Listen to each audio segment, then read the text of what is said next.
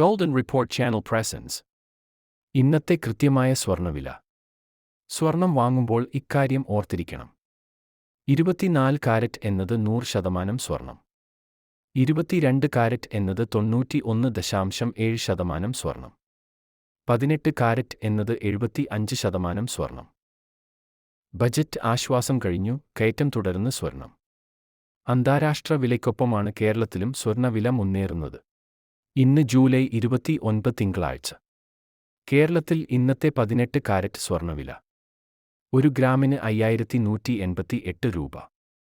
പവന് 41,504 രൂപ. കേരളത്തിൽ ഇന്നത്തെ 22 കാരറ്റ് സ്വർണ്ണവില. 1 ഗ്രാമിന് 6,340 രൂപ. പവന് 50,720 രൂപ. കേരളത്തിൽ ഇന്നത്തെ 24 കാരറ്റ് സ്വർണ്ണവില. 1 ഗ്രാമിന് 6,916 രൂപ. പവന് 55,328 രൂപ.